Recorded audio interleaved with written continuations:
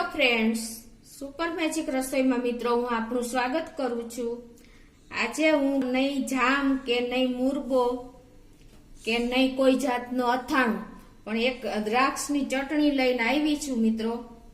તો તમને મારો વિડીયો ગમે તો લાઈક કરજો, શેર કરજો અને સબસ્ક્રાઇબ કરવાનું તો ભૂલતા જ નહીં। તો મિત્રો આમાં શું ઇન્ગ્રેડિયન્ટ લીધા ને એ પણ હું તમને બતાવી દઉં। એમાં મેં જો અત્યારે આ 1 કિલો દ્રાક્ષ લીધી છે। અત્યારે દ્રાક્ષની સીઝન ફૂલ ચાલે છે એટલે તમને એકદમ ફ્રેશ દ્રાક્ષ મળી રહેશે આવી સરસ। અને આ દ્રાક્ષ આપણે ખાટી લેવાની છે, જો મોરી હોય તો પણ ચાલે પણ ખાટી બને ત્યાં સુધી આપણે ખાટી લેવાની।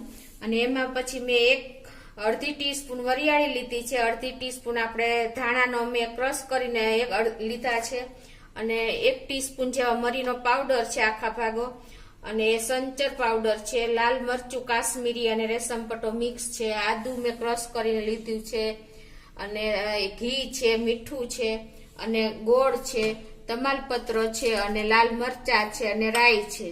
તો આટલા ઇન્ગ્રેડિયન્ટ મિત્રો આપણે ચટણી બનાવવા માટે જોશે। તો મિત્રો હવે પહેલા આપણે શું કરવાનું છે, મેં જો આ દ્રાક્ષ એકદમ ચોખ્ખા પાણીએ 2 થી 3 પાણીએ ધોઈ લીધી છે। હવે એને આ રીતે આપણે તોડી લેશું બધા દાણા। તો મિત્રો જો આ રીતે આપણે બધી દ્રાક્ષ મેં તોડી લીધી છે, અને હવે આમાંથી આપણે જે આ ખરાબ દાણા હોય ને એ લઈ લેશું, અને પછી હવે આપણે આને એક વાસણમાં નાખી દેશું, અને એમાં આપણે આ ડૂબડૂબું પાણી નાખી દેશું, અને એમાં અડધી ટીસ્પૂન જેવું આપણે મીઠું નાખી દેશું, અને આને આપણે 1 કલાક સુધી પલળવા દેશું। એટલે શું થશે કે આમાં જે દવા સ્પ્રિંકલ કરી હોય, કેમિકલ કે પેસ્ટિસાઇડ, એ બધું નીકળી જશે અને આપણી એકદમ ક્લીન દ્રાક્ષ થઈ જશે। તો આને આપણે 1 કલાક પલળવા દેશું। તો મિત્રો જો 1 કલાક થઈ ગઈ છે, અને આપણે હવે દ્રાક્ષને એક પ્લેટમાં લઈ લઈએ આ રીતે। એમાંથી એકદમ બધા દવા ને બધું નીકળી ગયું હોય। તમે જોઈ શકો છો કે અત્યારે આપણી દ્રાક્ષ ઉપર એકદમ શાઇનિંગ આવી ગઈ છે, આપણી દ્રાક્ષના દાણા એકદમ ચમકે છે। એનું કારણ એ છે કે આપણે મીઠું નાખીને પલાળી હતી તો એકદમ સરસ ક્લીન થઈ ગઈ છે। તો મિત્રો હવે આપણે શું કરવાનું છે કે આ દ્રાક્ષને આપણે પીસી લેવાની છે, એકદમ ફાઇન પેસ્ટ નથી કરવાની પણ દરદરી એવી પીસી લેવાની છે। તો આપણે આ 1 કિલો દ્રાક્ષમાંથી આપણે 70% એની ગ્રેવી કરશું, એટલે કે દાણેદાર જેવી પીસી લેશું, અને 30% આપણે આખા દાણા રાખશું। તો 2 વખત આપણે થોડી થોડી કરીને એને પલ્સ મોડ ઉપર ફેરવી લેશું। તો જો આપણે આ પલ્સ મોડ ઉપર આવી દરદરી ગ્રેવી કરી લીધી છે, તમે જોઈ શકો છો આ રીતે આપણે કરવાની છે, સાવ ફાઇન નથી કરવાની। હવે આપણે બીજો રાઉન્ડ પણ લઈ લેશું, અને 30% જેટલા દાણા આપણે બાકી રાખશું। હવે આટલી આપણે પીસી લેશું, ના જે 30% જે દાણા છે એ રાખી દેશું આપણે આખા જ। આને પણ આપણે હવે પલ્સ મોડ ઉપર ફેરવી લેશું, અને આ 30% દાણા મેં રાખ્યા છે એ આપણે આખા જ રાખશું। આ પણ આપણે ફેરવી લીધી છે આવી દરદરી, તમે જોઈ શકો છો। આમાં પાણી તો મિત્રો આપણે બિલકુલ નથી ઉમેરવાનું, કેમ કે દ્રાક્ષમાં જ્યુસ જ હોય છે। તો આ પણ આપણે તૈયાર કરી લીધું છે। તો જો આ રીતે આપણે પલ્પ તૈયાર કરી લીધો છે દ્રાક્ષનો। હવે આપણે ગેસ ઓન કરીને એક જાડા તળિયા વાળું આપણે પેન લેવાનું છે, અને એમાં આપણે 1 ટેબલ સ્પૂન જેવું આપણે ઘી મૂકશું। ઘી ગરમ થાય ને એટલે મિત્રો આપણે એમાં, તો મિત્રો જો આપણું ઘી પણ ગરમ થઈ ગયું છે। હવે એમાં આપણે અડધી ચમચી જેવી વરિયાળી નાખી દેશું, અને અડધી ચમચી જેવા આપણે ધાણા પણ ધાણાના મેં જે ક્રશ કરીને અધકચરા ક્રશ કર્યા છે એ નાખી દેશું, અને 1 તમાલપત્ર આપણે નાખી દેશું, અને 2 સૂકા લાલ મરચા નાખી દેશું, અને એમાં આપણે અડધી ટીસ્પૂન જેવી આપણે રાઈ નાખી દેશું મિત્રો। હવે આને આપણે સરખા સોતે થઈ જાય ને એટલે હવે એમાં આપણે આ ગ્રેપ્સનો જે પલ્પ કર્યો છે એ એડ કરી દેશું, અને સેજ સરખા સોતે કરી લેશું.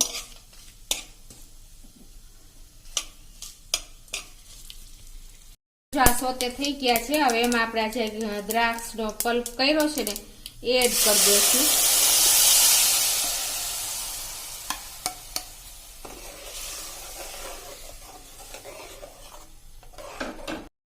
હવે અત્યારે આપણે જે આ ગ્રેપ્સ જ્યુસ નાખ્યા પછી આપણે એને ગેસની ફ્લેમ લો ટુ મીડિયમ રાખવાની છે અને આને આપણે 5 મિનિટ આ રીતે પકવી લેશું. તો મિત્રો જો 5 મિનિટ થઈ ગઈ છે આપણે ગ્રેપ્સનો જ્યુસ નાખ્યા પછી અને આપણું થોડું થોડું આ મિશ્રણ પણ જો થીક થઈ ગયું છે.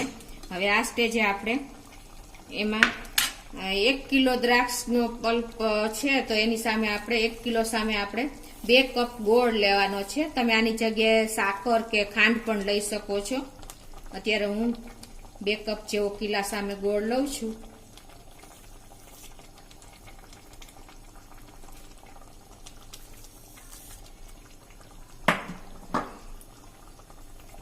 અને આને આપણે સરસ મિક્સ કરી લેશું.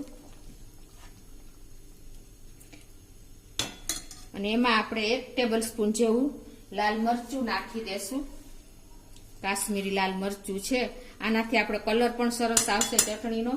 તમે જો કલર પણ યુઝ કરી શકો છો, પણ આપણે ઓર્ગેનિક જ બનાવી છીએ એટલે આપણે અત્યારે લાલ મરચું જ એડ કરીએ છીએ. હવે આને આપણે ઢાંકીને મીડિયમ ફ્લેમ ઉપર 5 મિનિટ થવા દેશું, ગોળ ઓગળી જાય ત્યાં સુધી. તો મિત્રો જો 5 મિનિટ થઈ ગઈ છે અને આપણી ગ્રેવી પણ જો જાડી થઈ ગઈ છે. હવે આપણે આમાં આ જે 30% આંગુર આપણે રાખી હતી દાણા, 30% આપણે દ્રાક્ષ એ નાખી દેશું આમાં.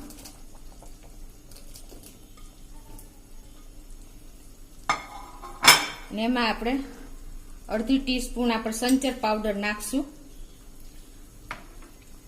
1 ટીસ્પૂન આપણે મરીનો પાવડર દરદરો પીસો છે એ નાખી દેશું. અને 1 ઇંચ મેં આદુનો ટુકડો ગ્રેટ કરી લીધો છે એ નાખી દેશું. આની જગ્યાએ તમે સ્વીટ પાવડર પણ નાખી શકો છો, પણ મિત્રો તાજો આપણે આદુ સરસ લાગે છે એટલે મેં અત્યારે તાજું આદુનો ગ્રેટ કરી લીધું છે. અને આ બધું આપણે હવે મિક્સ કરી લેશું. અને હવે આને ફૂલ ફ્લેમ ઉપર મિત્રો આપણે આને 5 મિનિટ હજી થવા દેશું એટલે એકદમ આપણે સરસ તૈયાર થઈ જાય. તો મિત્રો જો ફૂલ ફ્લેમ ઉપર મેં આને 5 મિનિટ થઈ ગઈ આપણે, અને તમે જોઈ શકો છો કે આપણી ગ્રેવી પણ જો ઘાટી થઈ ગઈ છે અને ગ્રેપ્સ પણ એકદમ આપણે કિસમિસ જેવો કલર આવી ગયો છે.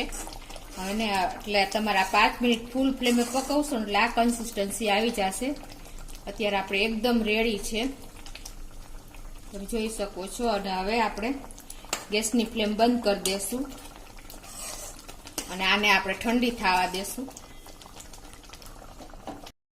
તો આપણે દ્રાક્ષની ચટણી જો ઠંડી થઈ ગઈ છે અને એની કન્સિસ્ટન્સી આવી ઠંડી થાય ને એટલે આવી થીક એકદમ સરસ થઈ જાય છે. તમે જોઈ શકો છો અત્યારે કેટલી થીક લાગે છે.